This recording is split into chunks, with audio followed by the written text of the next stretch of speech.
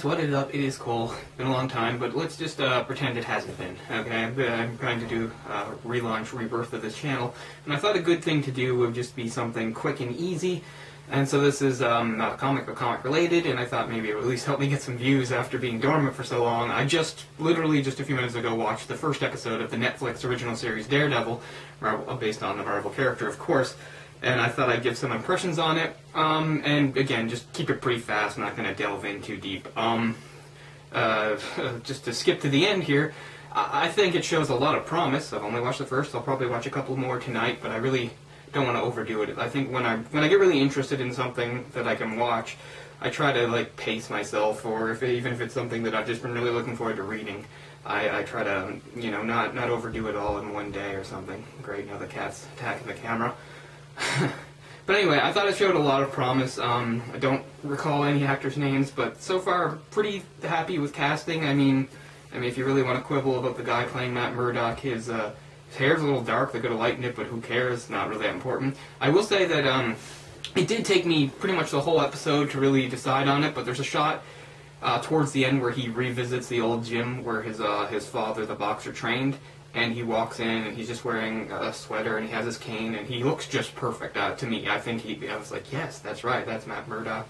Nice little touch there. It shows an old poster promoting one of his father's fights from years ago. It says battling Matt Murdock, I think, or at least Matt Murdock, Jack Murdock, sorry, versus, I think, Crusher Creel. For people like me who are into Marvel, of course, know that Crusher Creel is the name of the supervillain of the Absorbing Man. But, nice little touch.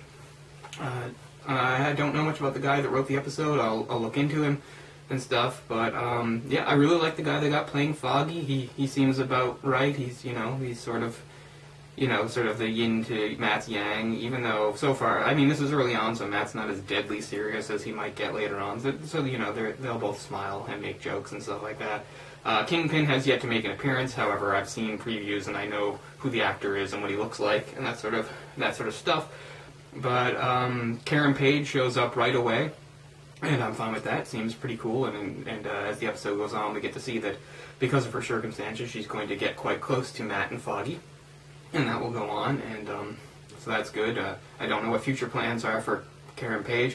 I'm not giving any spoilers for the show, because I don't know, but as far as the comics goes, she does eventually die in the comics, although it took years of real time. Have no idea if they're going to try something like that later on in the show. I assume that either by the end of this season or the start of next season, they'll at least tease that perhaps either one or both of Elektra or Bullseye will show up. There's no point in getting them in there too soon, but I can't imagine them bringing Daredevil to television without doing that. And, you don't need to have Elektra coming in right with Karen Page. That would just make things sort of messy, unless that's the point. I don't know. So yeah, I just sort of turned the camera on, because I haven't done this in forever, and had no clear plan about what to say. But as a lot of people who know me, and I've said on various other things on YouTube or even on the show The Sausage Factory, I've often said television series are kind of my least favorite way of telling a story. It seems too limited. But the good thing about Netflix is it takes a lot of those limitations out. As far as things like content goes and length, that episode was 53 minutes. I assume most will be around that length. It seems pretty good. I also like how certain things were just sort of hinted at, but not overtly stated. Very early on, his first appearance as a vigilante, he doesn't have a costume yet, but he has like a black mask covering most of his face, as I'm sure people have seen in promotional things or previews and stuff like that, which fits with I go over to my Daredevil stuff, of which I have a lot, and I can't. Oh, The Man Without Fear. The sort of retelling of the origin by Frank Miller, and in that, of course, for much of it, he is running around in black with a black mask. In fact, it's only the very ending of this comic where you finally see him in the full costume, but there he is all in black in that. I'm not sure how well that's showing up, but yeah, so it's definitely modeled after that. But, so early on he has an encounter where he saves some women that seem to be part of some sort of sex trafficking ring or something like that. And of the thugs, there's a black guy, an African-American guy, who seems to be a little bit more the leader of them. And then he comes back around and shows him purchasing a gun towards the end because he wants revenge on this character for what he did to him, because obviously he beat him up. And I think maybe that's going to be Turk, who's a recurring sort of minor character in the Daredevil world. We'll see. Maybe, maybe not. And if it is, maybe he. I don't know if he'll turn into a pathetic character. What in Turk in the comics, of course, Turk is kind of a running gag. He's sort of just a butt monkey, and that he's always getting beat up by Daredevil and usually held up for information. And he's always boasting to people that he can take Daredevil on, and that Daredevil didn't really do that to him, and all this other stuff. He even, for a while, when Daredevil hadn't been around for a while, he boasted that he'd killed Daredevil. So I don't know if they're going to do that. I don't know. Maybe if I'd watched the credits, it would have even said if the name was Turk. I don't know. But it's sort of a neat thing to hint at. I think really the strongest part of the episode, and it did what it's supposed to do, it sort of builds anticipation, excitement, is in the last 3 or 4 minutes when he goes back to the gym and he starts fighting punching a punching bag. Working the bag there. Then we get a montage of various activities around the city, of course, characters we've already seen in the episode, and then, pulling off various crimes and stuff as we see sort of a domino effect based on what happens at the start. Most of it revolves around Karen Page being arrested for murder, and we know right away that she's framed, and then somebody even tries to kill her when she's in jail. I'm not going to go too far there, so that it's all around a plot that involves corruption and a construction agency, a company and stuff like that, which obviously has ties to the Kingpin. And she stumbles across books and illegal stuff, and that's what put her at the center. So that's our sort of our starting point. I see branch out into more things. Another character that hasn't shown up in the first episode yet, of course, is the reporter Ben Urich. I've also seen who he's being played by. We'll see how that goes. I like Ben Urich a lot. I actually prefer him to Foggy as far as supporting characters go, but they're both good and they're both important, so maybe he'll show up in episode 2. I can't imagine them kicking me out for so long.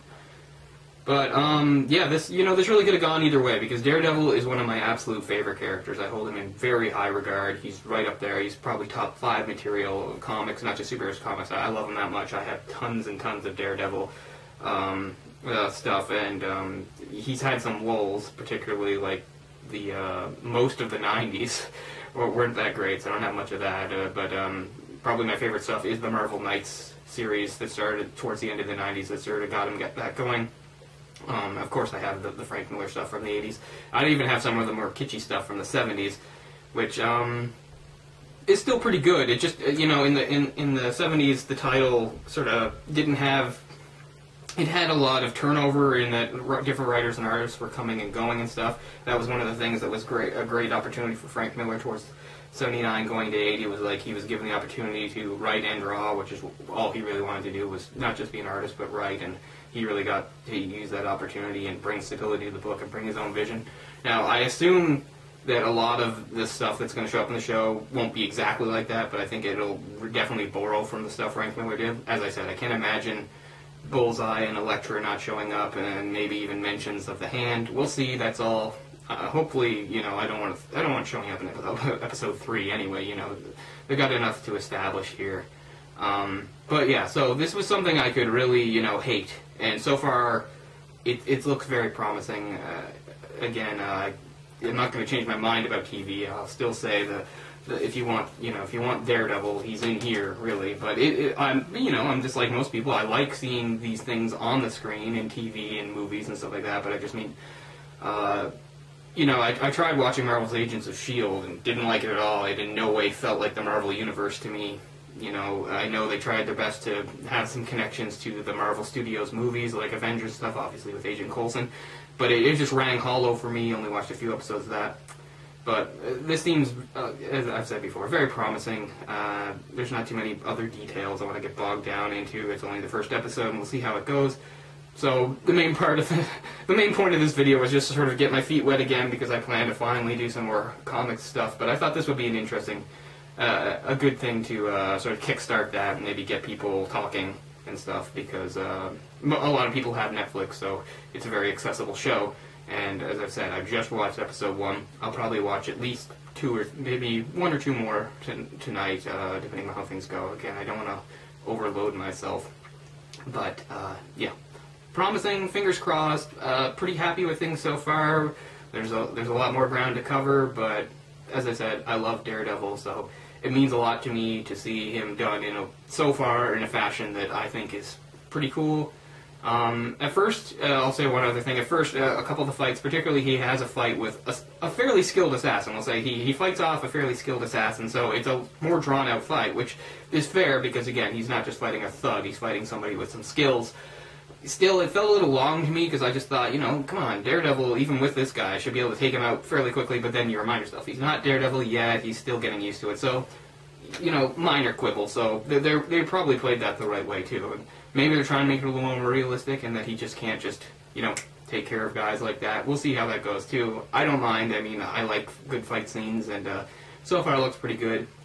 Major complaint I have about a lot of fight scenes and so many movies these days is with the quick cuts and the way they do editing, you know, it's more like they just try to convince you you've seen a fight scene, when all you've really seen is a lot of, like, close-ups and quick cuts and things like that, which just proves, like, either the actors they were using, you know, didn't have the skills, or they didn't want to put the work in to choreograph something proper, because, you know, we want to see we want to see a fight scene and its ebbs and flows and the different moves and skills. And so many times, you know, as I've said, directors and stuff will use that trick where it's just like it's just all jumbled together very quickly so that it doesn't seem real. And I kind of get that point of view because sometimes I want it to be like to capture the frenetic pace of a fight, but at the end of the day, I'm a big fan of fights and martial arts. I wear my Muay Thai shorts. I wear them a lot around the house sometimes because they're comfortable. I shouldn't wear them so much. I wear them out.